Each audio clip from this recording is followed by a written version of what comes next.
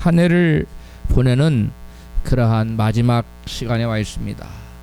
조금 있으면 이제 2019년이라는 한 해는 역사 속에 묻히게 됩니다.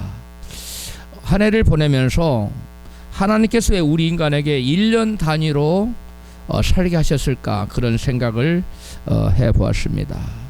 하나님께서는 횟수의 반복 없이 그냥 쭉 인생을 살게도 얼마든지 할 수 있으실 텐데, 하나님께서 우리 인간을 1년 단위로 살게 하셨단 말입니다.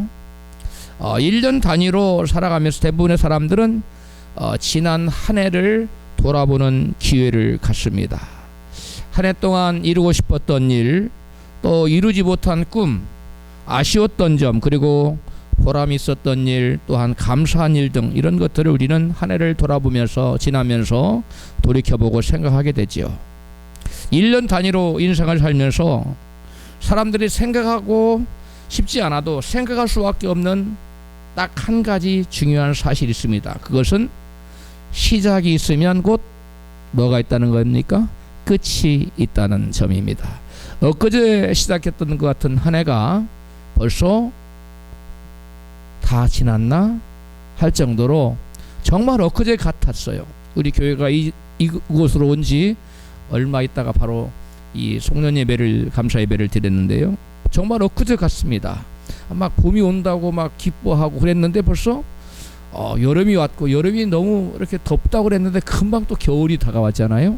이렇게 우리가 생각하는 것보다 훨씬 시간이 급하게 달려가고 있습니다.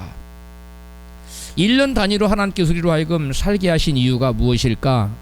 곰곰이 생각해 보면 하나님께서 저와 여러분에게 인생에게도 1년에도 시작이 있으면 끝이 있듯이, 인생에게도 시작이 있으면 뭐가 있다는 것을, 끝이 있다는 것을 하나님께서 우리로 생각하게끔 하도록 하기 위하여 매 한 해 한 해 70년을 산 사람이면 어려서는 빼놓고 뭐 10살 넘어서라고 생각하면 한 50회 60회 이상은 매번 생각할 수 있는 기회를 하나님이 우리에게 주신 것입니다. 1년뿐만 아니라 또 만사가 시작이 있으면 끝이 있다는 것을 하나님께서는 자연을 통해 가르쳐 주십니다.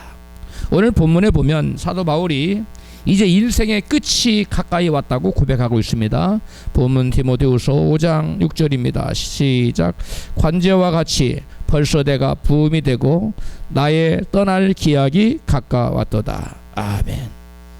어느새 바울이 주님을 위해 살다 보니까 이제 하나님 앞에 설 날이 가까이 왔다고 자신을 돌아보고 있습니다. 자신의 인생의 끝나는 지점을 알고 그 인생의 마지막을 준비할 수 있는 사람은 실로 복되는 사람입니다. 하나님께서 매년 한 해가 시작되고 또 매년 한 해 그 마지막 한 해를 보내면서 인생에게도 끝이 있다는 것을 돌아보게 깨우쳐 주시는 것은 하나님께서 저와 여러분을 사랑하시기 때문에 그렇습니다.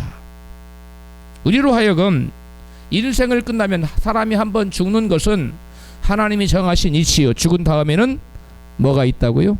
심판이 있다는 것을 우리로 하여금 깨닫고 그 하나님 앞에 설 수 있는 준비를 하라고 하나님께서 매 1년 단위로 우리 인생을 살게 하시고 1년을 마칠 때마다 내 인생의 끝이 있는데 인생의 끝을 잘 마무리하고 하나님 앞에 설 수 있는 준비를 해야 되겠구나 하도록 하나님께서 우리를 사랑하셔서 준비할 수 있는 기회를 주시기 때문에 저와 여러분에게 1년 단위로 하나님께서 살도록 하셨다고 믿습니다. 성경에 보면 우리 인간은 한번 왔다가 결국 가게 되는데요. 처음에 우리 인간이 엄마 뱃속에서부터 살기 시작합니다. 얼마 동안 살죠? 9개월 보름 정도를 산다고 합니다. 정확하게. 좀 며칠 동안 이른 사람도 있고 늦은 사람도 있는데 그동안 살면서 엄마 뱃속에서는 어둠의 세계입니다. 그 빛이 없습니다. 엄마 뱃속에서는. 그런데 엄마 뱃속에서 세상에 나오면은 빛을 봅니다. 그런데 엄마 뱃속에 사는 아이가 내가 좀 있으면 세상에 나가서 빛을 보는구나 하고 생각할 아이가 누가 있었겠어요. 그런데 나와 보니까 빛도 있고 어둠도 있는, 어둠과 빛이 공존하는 세상에 나오게 되는 것입니다. 이 태아가 어둠이 있고 빛이 있는 세상으로 나오는 데에는 선택의 여지가 없습니다. 그냥 그건 주어진 운명입니다. 그런데 이제 세상에 나와서 빛과 어둠이 공존하는 세상을 사는 우리 인생은 그 다음 세상, 이 세상 말고 그 다음 세상으로 갈 때는 이제는 우리에게 선택의 여지가 생겼습니다. 그게 바로 뭐냐면 우리가 빛의 세계를 선택할 수도 있고 바로 어둠의 세계를 선택할 수도 있는데 바로 예수 그리스도 때문에 우리에게 선택의 여지가 생긴 것입니다. 예수님이 없었다면, 예수님이 이 땅에 오시지 않았더라면 모든 사람은 죄의 삭선 사망이기 때문에 영원한 어둠의 세계로 갈 수밖에 없는 비참한 운명이 우리 자연인의 운명입니다. 그런데 예수께서 이 땅에 오셔서 저와 여러분의 모든 죄인들의 죄를 지고 십자가 지신 이후로 저와 여러분에게는 빛의 세계와 어둠의 세계를 선택할 수 있는 기회가 주어지신 겁니다. 할렐루야. 그래서 우리가 인생이 다하면 그 다음 세상에 우리가 빛의 세계를 선택할 수도 있고 어둠의 세계를 선택할 수도 있는데 이 빛의 세계는 영원한 복락이 있는 천국의 세계예요. 이 어둠의 세계는 영원한 저주와 형벌이 따르는 지옥의 세계입니다. 저와 여러분 중에 그 누구도 어둠의 세계를 선택해서는 안 되고 빛의 세계를 선택해서 영원 복락의 세계로 나아가야 될 줄로 믿습니다. 예수님께서는 영원한 저주와 형벌이 따르는 지옥을 이같이 묘사하고 있습니다. 마태복음 22장 13절입니다. 같이 읽습니다. 임금이 사환들에게 말하되 그 수족을 결박하여 바깥 어두운 데 내어 던지라. 거기서 슬피 울며 이를 갈미 있으리라. 마태복음 25장 30절 이 무익한 종을 바깥 어두운 데로 내어 쫓으라. 거기서 슬피 울며 이를 갈미 있으리라 하니라. 아멘. 저와 여러분들은 예수를 만나기 전에 그 누구를 막론하고 본질상 진노의 자식들이었고 어둠 가운데 살다가 영원한 어둠의 세계인 지옥으로 떨어질 운명이었습니다. 그런데 예수님께서 우리의 죄를 지시고 십자가를 지심으로 우리를 어둠에서 빛으로 옮겨 놓으셨고 빛의 세계로 들어올 수 있는 길을 열어 놓으셨습니다. 사도행전 26장 18절에 그것을 이와 같이 말씀합니다. 같이 읽습니다. 그 눈을 뜨게 하여 어두움에서 빛으로 사단의 권세에서 하나님께로 돌아가게 하고 죄사함과 나를 믿어 거룩히 된 무리 가운데서 기업을 얻게 하리라 하더이다. 베드로전서 2장 9절 오직 너희는 택하신 족속이요 왕같은 제사장들이요 거룩한 나라요 그의 소유된 백성이니 이는 너희를 어두운 데서 불러내어 그의 기이한 빛에 들어가게 하신 자의 아름다운 덕을 선전하게 하려 하심이라. 아멘. 하나님께서 저와 여러분을 그의 기이한 빛의 세계로 들어가도록 하셨다는 것입니다. 예수 그리스도의 은혜로 말미암아 우리는 어둠의 세계에서 건진받아서 빛의 자녀가 되었습니다. 성경은 에베소서 5장 8절 이와 같이 말씀합니다. 너희가 전에는 어둠이더니 이제는 주 안에서 빛이라.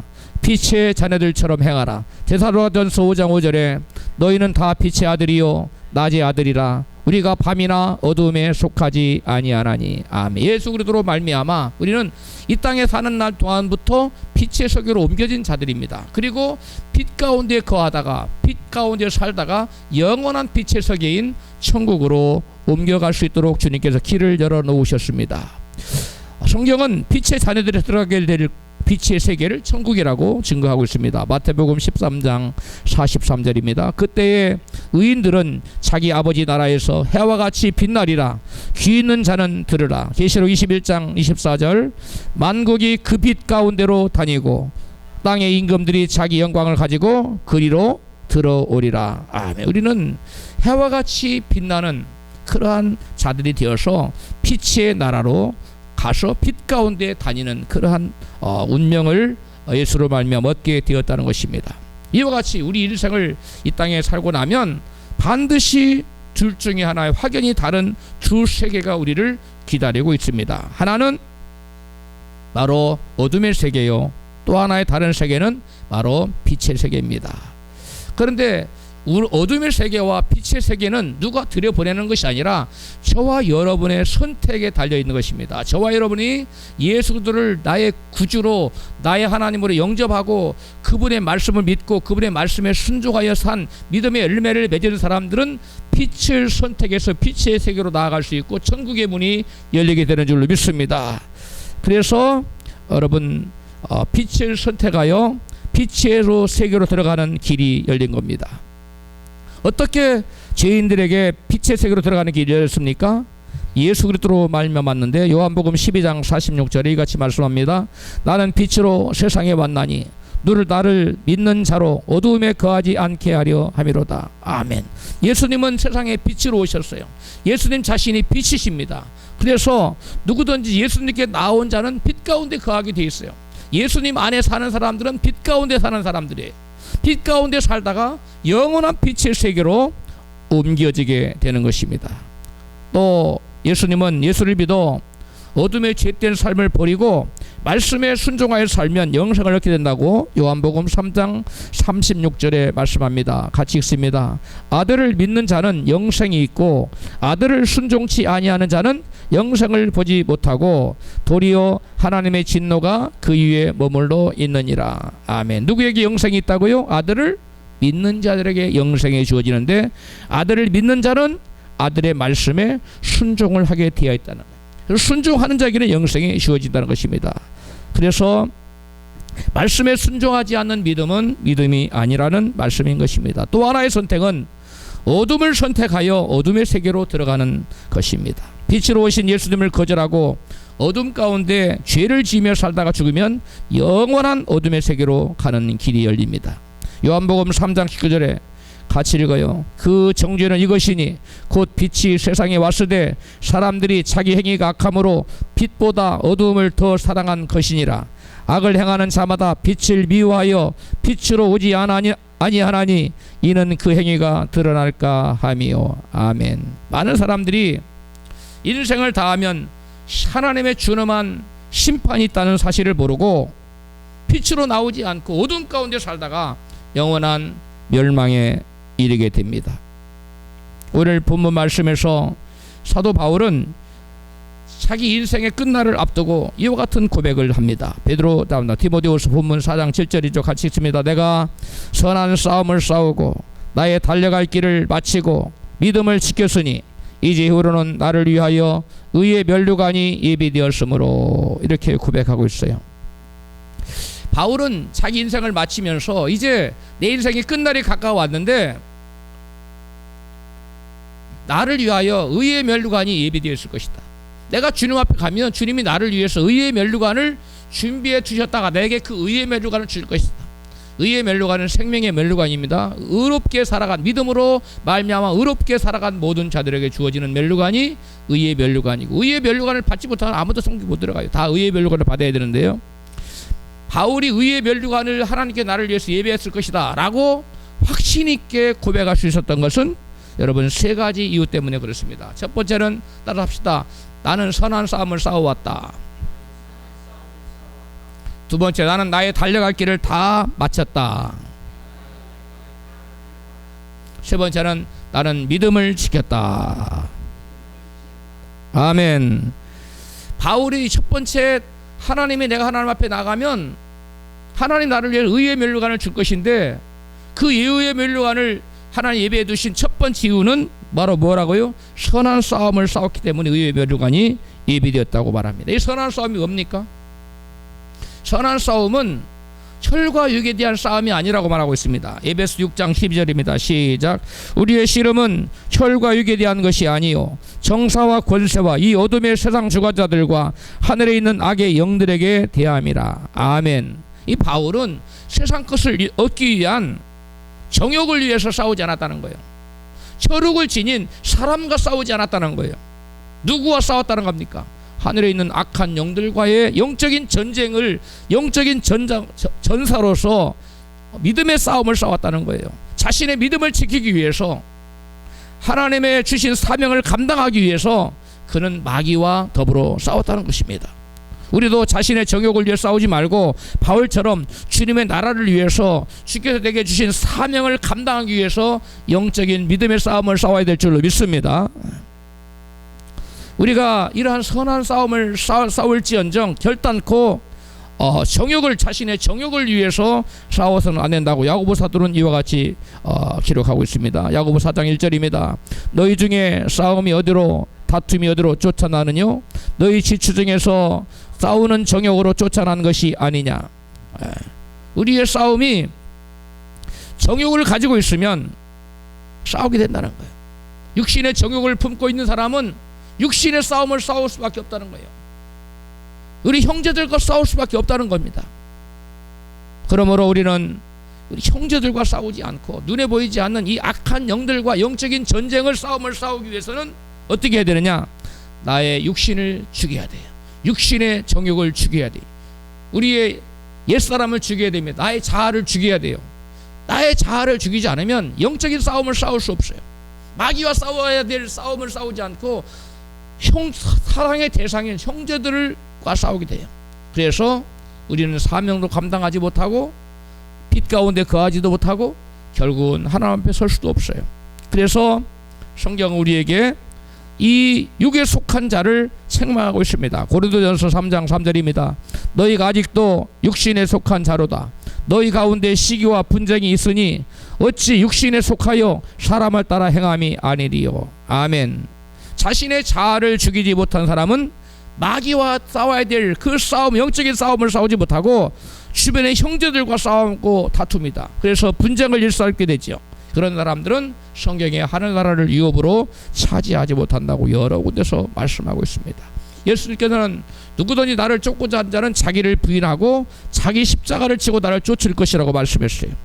자기를 부인한다는 것은 육신의 정욕을 부인하는 것이고 자기 십자가를 지고 마귀와 영적 전쟁을 치른다는 의미인 것입니다.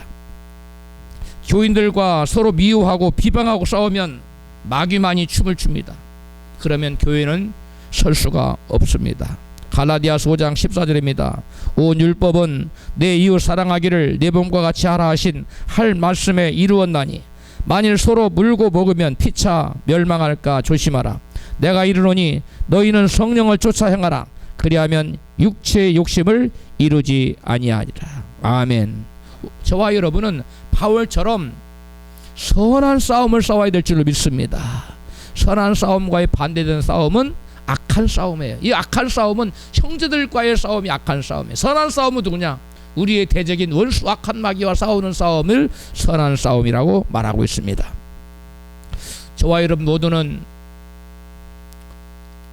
바울처럼 나는 주님 앞에 섰을 때 나는 일생을 선한 싸움을 싸워왔다고 그렇게 고백할 수 있는 저와 여러분 되기를 축복합니다. 바울은 또 하나는 달려갈 길을 마쳤기 때문에 의의 면류관이 나를 위해서 예비되었을 것이라고 말합니다. 바울이 말한 나의 달려갈 길이란 어떤 길을 말하는 것일까요? 복음을 전하는 사명 감당하는 길을 바울은 나의 달려갈 길이라고 말했습니다. 사도행전 20장 24절에 같이 읽습니다. 나의 달려갈 길과 주 예수께 받은 사명 곧 하나님의 은혜의 복음 증거하는 일을 마치려 하면은 나의 생명을 조금도 귀한 것으로 여기지 아니하노라. 아멘. 여기 보니까 사도 바울이 나의 달려갈 길이 뭐라고 그랬어요? 주께서 주님께로부터 받은 사명 즉 복음 증거하는 일이 곧 자기의 달려갈 길이라고 말하고 있어요. 그 일을 달려갈 길을 바울은 끝까지 잘 달려갔다는 거예요. 믿음의 경주를 잘 했다는 겁니다. 그렇다면 우리가 여기서 한 가지 질문이 바울만 복음 전하는 사명이 있었냐는 것입니다. 바울에게만 달려갈 길이 있었냐는 것입니다. 저와 여러분에게도 달려갈 사명의 길이 있는 줄로 믿습니다. 고린도전서 9장 16절입니다. 내가 복음을 전할지라도 자랑할 것이 없음은 내가 부득불할 일임이라. 만일 복음을 전하지 아니하면 내게 화가 있을 것이미로다. 즉 저와 여러분에게 달려갈 길을 우리의 사명의 길을 달려가지 아니하면 하나님의 축복을 받아야 누려야 될 저와 여러분이 하나님의 축복 대신 저주가 임하게 된다는 것입니다. 초대교회 예루살렘 교회가 하나님이 주신 복음 전하는 사명을 감당하기는커녕 자기들끼리만 은혜 나누고 자기들끼리만 복받고 자기들끼리만 은혜를 나눴어요. 그러니까 하나님께서 그 사도 시대의 초대교회가 거기에 환난과 핍박의 바람이 불기 위해서 그들이 다 흩어졌어요. 다 사마리아로 어디로 막 흩어져서 그들이 흩어진 곳에서 그때 가서 비로소 복음을 전파했고 안디옥에 가서 교회를 세우고 이같이 하나님 나라가 확장되는 것을 볼 수 있습니다. 구약의 이스라엘 백성들도 세계 만국에 가서 제사장 나라로서 복음을 증거해야 되는데 복음 증거하지 않고 택한 민족이라고 자기들끼리만 여호와를 믿는 신앙을 가졌어요. 복음을 전하지 않으니까 아수르로 팔아버리고 바벨론으로 팔아서 그곳에서 바벨론으로 가서 여호와의 신앙을 증거하는 그러한 일이 생겼습니다. 마찬가지로 그러한 나라나 교회나 개인이나 간에 저와 여러분은 이 바울이 말한 바 나의 달려갈 길인 복음 증거하는 일, 이 사명의 길을 우리가 열심으로 믿음으로 달려갈 때 하나님의 예비되신 축복이 임할 줄로 믿습니다. 그 일을 등한히 할 때 우리에게 화가 미친다는 것을 성경의 역사는 인류 역사는 우리에게 증거해주고 있습니다. 그래서 예수님께서는 승천하시기 직전에 유언으로 복음을 전하라는 지상 명령을 내리십니다. 마태복음 28장 18절입니다. 그러므로 너희는 가서 모든 족속으로 제자를 삼아 아버지와 아들과 성령의 이름으로 세례를 주고 내가 너희에게 분부한 모든 것을 가르쳐 지키게 하라. 볼지어다 내가 세상 끝날까지 너희와 항상 함께 있으리라 하시니라. 아멘. 이 복음 증거하는 일이 얼마나 중요한 일인지, 복음을 증거하는 사명이 얼마나 중요한 일인지를 예수님이 같이 말씀하고 있어요. 마가복음 8장 35절입니다. 시작. 누구든지 제 목숨을 구원코자 하면 잃을 것이요 누구든지 나와 복음을 위하여 제 목숨을 잃으면 구원하리라. 아멘. 복음을 위하여 자기의 목숨을 버린 자는 결국은 제 목숨을 구원하게 된다는 거예요. 구원받기를 원한다면 복음을 위해서 목숨까지도 버리는 것을 불사해야 된다는 것입니다. 마가복음 10장 29절은 더 구체적으로 말씀하고 있는데요. 시작. 예수께서 가라사대 나와 및 복음을 위하여 집이나 형제나 자매나 어미나 아비나 자식이나 전토를 벌인 자는 금세 있어 집과 형제와 자매와 모친과 자식과 전토를 100배나 받되 핍박을 겸하여 받고 내세의 영생을 받지 못할 자가 없느니라. 아멘. 복음을 위하여 자신의 귀중한 것을 다 허비한 사람, 드린 사람은 내세에 뭐할 사람이 없다고요? 영생을 얻지 못할 자가 아무도 없다는 겁니다.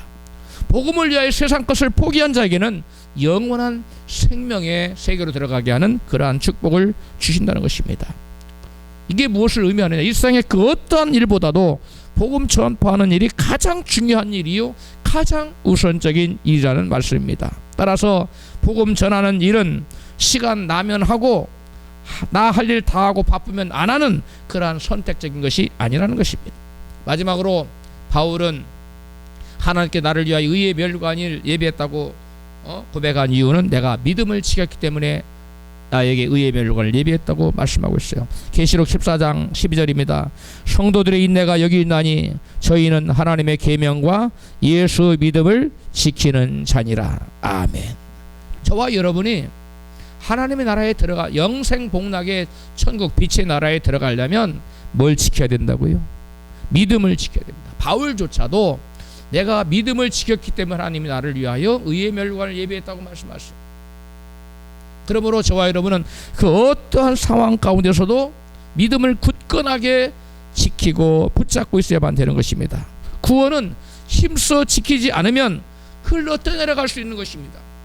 그래서 구원을 놓치지 않도록 굳게 구원의 믿음을 붙잡고 있으라고 경고하고 있어요. 히브리서 2장 1절입니다. 그러므로 모든 들은 것을 우리가 더욱 간절히 삼갈지니 혹 흘러 떠내려갈까 염려하노라. 천사들로 하신 말씀이 견고하게 되어 모든 범죄함과 순종치 아니함이 공변된 보응을 받았거든 우리가 이같이 큰 구원을 등한히 여기면 어찌 피하리요. 이 구원은 처음에 주로 말씀하신 바요 들은 자들이 우리에게 확증한 바니. 아멘. 이 큰 구원, 이같이 큰 구원을 등한히 하면 어찌 하리요? 어찌 피하리요? 뭘 피한다는 거예요? 구원이 흘러 떠내려가는 거 어찌 피할 수 있냐 이 말이에요. 이 큰 구원을 등한히 여기는 분이 한 분도 없기를 주의 이름으로 축원합니다. 왜?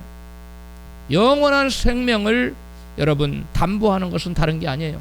우리의 믿음입니다. 그러므로 우리는 이 영원한 구원을 놓치지 않기 위해서 굳게 붙잡기 위해서 그 구원을 등한히 여기면 안 돼요. 구원은 힘써 지키지 않으면 흘려 떠내려갈 수밖에 없기 때문에 결단코 등한히 여기면 안 되는 것입니다. 디모데전서 5장 12절에 같이 읽습니다. 처음 믿음을 저버렸으므로 심판을 받느니라. 그 다음에 15절에 이미 사단에게 돌아간 자들도 있도다. 이게 무슨 말이에요? 구원을 등한히 여긴 사람들, 그래서 믿음 생활을 적당하게 한 사람들은 그 믿음을 빼앗기고 구원을 놓쳐버리고 사단에게 돌아간 사람들도 있다는 거예요. 우리는 그러한 사람이 결단코 되어서는 안 됩니다. 우리는 그런 사람이 되지 말고 사도 바울처럼 내가 끝까지 뭘 지켰다고? 믿음을 지켰다고 고백할 수 있는, 그러한 고백을 할 수 있는 복된 저와 여러분 되기를 축복합니다. 마귀는 우둔 사자처럼 삼킬 자를 지금도 찾고 있습니다.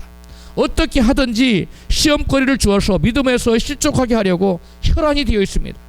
마귀가 우리의 믿음을 빼앗아가서 멸망시키기 위해서 우리에게 달콤한 미끼를 던져줍니다. 어떤 사람에게는 그 미끼가 돈일 수 있습니다. 어떤 사람에게는 그 미끼가 명예일 수 있고요. 어떤 사람에게는 성공일 수 있습니다. 어떤 사람에게는 세상의 재미나 쾌락 같은 것이 그 사람에게 그 영혼을 믿음을 빼앗아가는 미끼일 수 있습니다. 그래서 성경은 이 세상을 사랑치 말라고 경고하고 있습니다. 요한일서 2장 15절입니다. 이 세상이나 세상에 있는 것들을 사랑치 말라. 누구든지 세상을 사랑하면 아버지의 사랑이 그 속에 있지 아니하니 이는 세상에 있는 모든 것이 육신의 정욕과 안목의 정욕과 이생의 자랑이니 다 아버지께로 쫓아온 것이 아니요 세상으로 쫓아온 것이라. 아멘. 여러분, 이 세상의 모든 것을 다 거머쥐어도 영생을 얻는 이 믿음을 잃어버리면 그처럼 비참한 인생은 없다는 사실을 여러분 믿으시기 바랍니다. 항상 주의 일을 할 수 있는 기회가 있다고 생각하지 마십시오. 오늘 안 하면 내일 하면 되지. 내일이라는 기회가 저와 여러분에게 주어질지 안 주어질지 아무도 모릅니다. 내일이라는 기회가 우리는 당연히 오리라고 생각하지만 내일이라는 기회가 오지 않을 수도 있다는 사실을 우리는 알아야 돼요. 그래서 성경은 말씀합니다. 보라, 지금이 은혜 받을 만한 때요, 지금이 구원의 날이로다. 할렐루야. 바로 지금입니다. 신앙은 right now, 지금이에요. 내가 옛날에 신앙생활 잘했는데 그게 그렇게 중요하지 않아요. 내가 다음 달부터 내년부터 잘할 거야, 그렇게 중요하지 않아요. 내년이 돼도 현재에 충실하지 않은 믿음을 가진 사람은 믿음을 등한히 여긴 사람이요, 그 믿음을 흘러 떠내려 버릴 수 있어요. 영생을 잃어버릴 수 있다는 얘기예요. 그러므로 저와 여러분들은 항상 깨어 있어서 세상을 사랑치 말고 깨어 있어서 믿음을 굳게 붙잡고 바울처럼 마지막 날에 내가 나의 믿음을 지켰으니 하나님 나를 위해서 의의 멸류관을 예배하실 것이라고 당당하게 믿음의 선을 할 수 있는 저와 여러분 되기를 축복합니다. 한 해를 마감하면서 우리는 바울이 인생 그 끝날에 다다라서 자신을 돌아보는 모습을 보았습니다. 바울은 자기는 이제 이 생을 떠나면 자신을 위해 의의 멸류관이 기다리고 있을 것이라고 고백합니다. 바울이 이와 같은 고백이 우리 인생의 끝날에 우리 입술에서 터져나오는 고백이 되었으면 좋겠습니다. 디모데후서 4장 18절 시작. 주께서 나를 모든 악한 일에서 건져내시고 또 그의 천국에 들어가도록 구원하시리니 그에게 영광이 세세에 무궁토록 있을지어다. 아멘. 한 해를 마무리하면서 일생을 끝날을 앞둔 그 시점에 바울과 같은 아름다운 그러한 고백을 할 수 있는 저와 여러분 되었으면 좋겠습니다. 그러려면 우리도 바울처럼 세 가지를 힘써 이루어야 할 것입니다. 우선 믿음의 선한 싸움을 싸워서 승리하시기를 축복합니다. 그리고 달려갈 길 끝 즉 복음의 전도 사명 감당하는 일을 잘 마치시기를 축복합니다. 끝으로 마귀의 시험을 잘 이겨내고 믿음을 끝까지 잘 지키시기를 축복합니다. 그리하여 온전히 구원받아 의의 멸류관의 주인공이 되시기를 주님의 이름으로 축원합니다.